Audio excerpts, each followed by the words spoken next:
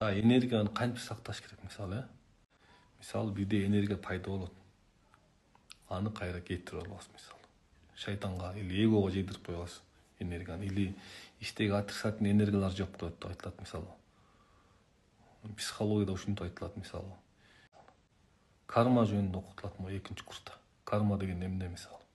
Түшүнүңүздөрбү? Ушул именно энергияны нафси урдап коет мисалы. Или могу психологияда айтылат. Сенин энергияң дейт ичиндеги отрицательный энергетика урдап коет или ошол жок кылып коет деген жери бар мисалы. Или ошого баягы маани бергенде отрицательный энергия келгенде ошо энергиябызды урдап коет деген жери бар. Могу биз экинчи курста эми ошону окуткан атабыз мисалы. Экинчи курста эгонун жашынган жерлери мисалы. Нафсинин жашынган жерлери болот. Нафси адамдын ичинде жашынып алат мисалы. Түшүнүңүздөрбү? Жашынып алат. Жашынган жерден кантип чыгыш керек? Ошолор жөнүндө сөз болот.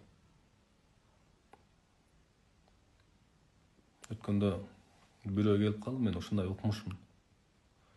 Мен ушундай жан дүйнөм жыргалай келди, мен покойго келдим дейт. Ана бир сөгүп койдум эле.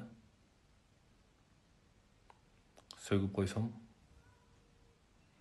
ичиндеги баягы мага мактанып аткан ага чейин мен укмуш болдум, мен бияктан үйрөнүп келдим. Индиядан үйрөнүп келдим, Тибеттен үйрөнүп келдим деп аткан киши эмеге ушундай кайрага жазгандан сөгүп койдум эле. Ичинен баягы катылып жаткан эголор агылды эми.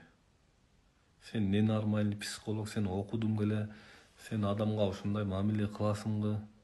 Жарылды. Түшүнүңүздөрбү? Бул адамдын ичиндеги катылып жаткан нафси деп койсок болот. Түшүнүңүздөрбү? Адамдын ичиндеги катылып жаткан нафси.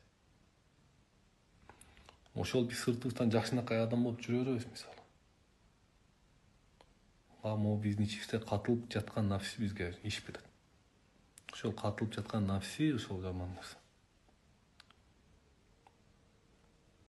Бир 100 этаж үй болсо мисалы, биринчи этаж балалык болсо, экинчи этаж баягы окуучулук күндөр болсо, үчүнчү этаж студенттик күндөр, төртүнчү этаж деп туруп мындай бир канча этаждар бар деп коеюн, мына бийиктикке кеткен. Бешинчи этажда адам үйлөнүп, алтынчы этажда баягы кыйналып жаткан мезгили мисалы, аябай кыйналып аткан мезгили.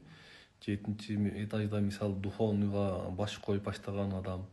Сегизинчи этажда мисалы материалдык дүйнө, адамга байлык, бийлик келип калса, 9-нчы этажда деле ушундай адам авторитетке ээ болуп калса мисалы, биз ошол менен эле токтоп калабыз мисалы. Мен мына Кудайга шүгүр акчага жеттим. Кудайга шүгүр байлыкка жеттим, мен Кудайга шүгүр деп элечи, түшүнүңүздөрбү? Эми муну пайгамбарыбыз айткан экен, окшош күндөр эң жаман күндөр деп айткан экен да. Түшүнүңүздөрбү? Ошон үчүн могу жан дүйнөңүздөр жыргап калса, эметип калса, Кудайга шүгүр, бирок дагы окуш керек. Экинчи курста ошол тереңирээк окутулат. Түшүнүңүздөрбү? Экинчи курста ошол тереңирээк окутулат. Беттерин тырыштар кетет, эч нерсе